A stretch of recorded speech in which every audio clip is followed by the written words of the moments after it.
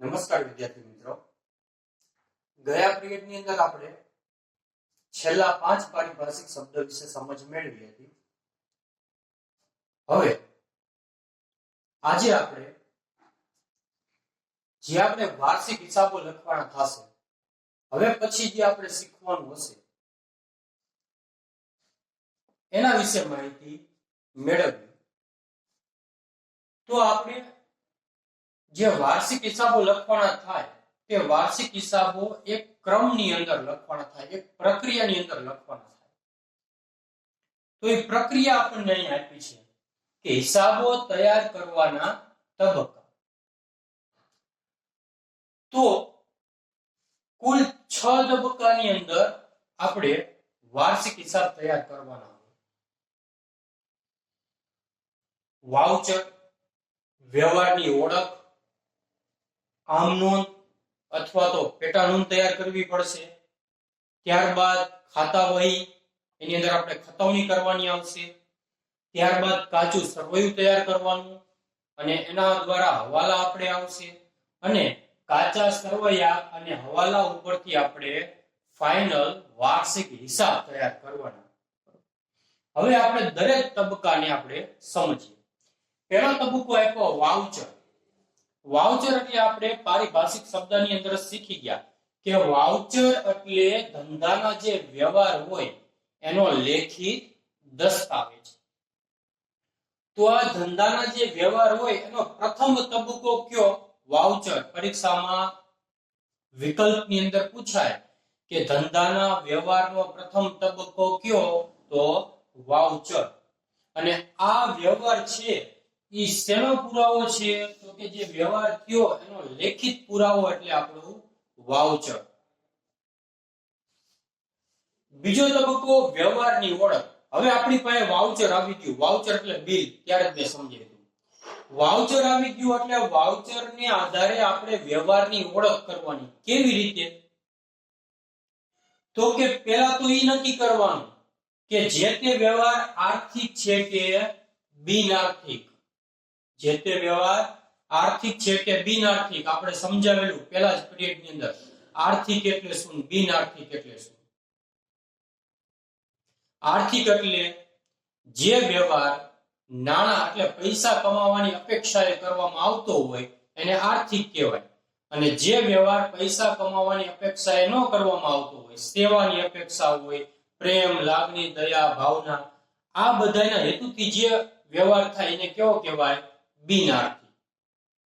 તો આપણે અહીંયા પેલા નક્કી કરવાનું આર્થિક છે કે બિન આર્થિક. આપણે ત્યારે સમજાયું કે આર્થિકની જ હિસાબી ચોપડે નોંધ થાય, બિન આર્થિક વ્યવહારની હિસાબી ચોપડે નોંધ થાય નહીં. આર્થિક અને બિન આર્થિક નક્કી કર્યા પછી આપણે શું નક્કી કરવાનું કે વ્યવહાર રોકડ છે કે ઉધાર? વ્યવહાર રોકડ છે કે ઉધાર? એ પણ સમજાયું કે રોકડ એટલે શું ને ઉધાર એટલે શું. તો બીજો તબક્કો અહીંયા આપણો પૂરો થશે. ત્યારબાદ ત્રીજા તબક્કાની અંદર આપણે શું કરવાનું? તો આમ નોંધ અને પેટા નોંધ લખવાની. તો આમ નોંધ એટલે શું?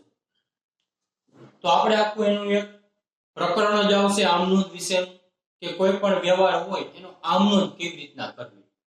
અને આમ નોંધ કરવા માટે આપણે 3 નિયમ યાદ રાખવા પડશે. એ 3 નિયમના આધારે જ આમ નોંધ તૈયાર થાય. એ જ્યારે આવશે ત્યારે આપણે એના વિશે વિસ્તૃત સમજશું અને દાખલા પણ એના ગણશું. આમ નોંધ તૈયાર થઈ જાય ત્યારબાદ ખાતા વહીની અંદર આપણે ખતવણી. ખાતા વહી નામનો એક ચોપડો આવે. એ ચોપડાની અંદર આપણે ખતવણી એટલે કે અંદર એન્ટ્રી કરવાની આવશે. આમ નોંધ અને પેટા નોંધ જે આપણે તૈયાર કરી હોય ને એની અંદર બધા વ્યવહાર કેવા હશે? ભેગા હશે. બધા વ્યવહાર કેવા હશે? ભેગા. માનો કે વેચાણ કર્યું હોય રોકડેથી તો એની આમ નોંધ એવી થાય કે રોકડ ખાતે ઉધાર તે વેચાણ ખાતે જમા. ખરીદી કરી હોય તો આમ નોંધમાં લખવું હશે. માનો કે રોકડેથી ખરીદી કરી હોય તો એની આમ નોંધ એવી થાય કે ખરીદ ખાતે ઉધાર તે રોકડ ખાતે જમા. તો આવા બધા વ્યવહાર ભેગા હોય. તો આપણે શું કરવાનું? ખાતા વહીની અંદર એ વ્યવહારને જે તે ખાતાની અંદર લખવાનો. અને આપણે ખાતા વહીની અંદર વર્ગીકૃત કરવાની, કે જેને કારણે આપણે જ્યારે કાચું સરવૈયું બનાવવાનું હોય ત્યારે એના ફક્ત જે તે ખાતાની બાકી જે બાકી આવશે એ બાકી આપણે લેવાની હોય. ખાતા વહીમાં ખતવણી થઈ જાય ત્યારબાદ આપણે શું કરવાનું? કાચું સરવૈયું તૈયાર કરવાનું. કાચું સરવૈયું રહ્યું એની અંદર શેના આધારે થાય? તો કે આપણે જે ખાતા વહીની અંદર ખતવણી કરશું અને દરેક ખાતાની આપણને બાકી મળશે. એ બાકી હોય ને એ બાકીને આપણે ક્યાં લખવાની? કાચા સરવૈયામાં. એટલે આપણું કાચું સરવૈયું તૈયાર થઈ જાય. હવે આપણે જે વાર્ષિક હિસાબ તૈયાર કરવાના હોય ને, તો વાર્ષિક હિસાબ તૈયાર કરવા માટેનું પહેલું પગથિયું કયું? તો કે કાચું સરવૈયું. આપણી પાસે કાચું સરવૈયું હોય તો આપણે વાર્ષિક હિસાબ તૈયાર કરી શકીએ. બરોબર? આપણે કાચું સરવૈયું તૈયાર કરવાનું આવશે તે. અને ત્યારબાદ છેલ્લો તબક્કો આવે વાર્ષિક હિસાબો. વાર્ષિક હિસાબો એટલે કે જે વર્ષના અંતે હિસાબો તૈયાર થાય. આ વાર્ષિક હિસાબો શેના આધારે થાય? તો કે કાચું સરવૈયું, જે આપણે કાચું સરવૈયું તૈયાર કર્યું છે એના ઉપરથી, અને આપણને વધારાના અમુક હવાલા આપશે. અમુક શું આપશે? બીજા હવાલા. એ કાચા સરવૈયા અને હવાલા ઉપરથી આપણે શું તૈયાર કરશું? વાર્ષિક હિસાબ. અને વાર્ષિક હિસાબની અંદર આપણે મુખ્ય કેટલા ખાતા અને કેટલા સરવૈયા બનાવવાના આવે? તો એક તો આપણે વેપાર ખાતું બનાવવું પડશે. પહેલું કયું ખાતું આવશે? વેપાર ખાતું. પછી આવશે નફા નુકસાન ખાતું. બીજું કયું ખાતું આવશે? નફા નુકસાન. અને છેલ્લું આવશે પાકું સરવૈયું. પાકું સરવૈયું છે એ ખાતું નથી. પાકા સરવૈયું ખાતું ન કહેવાય, એને પત્રક કહેવાય. એટલું યાદ રાખવાનું.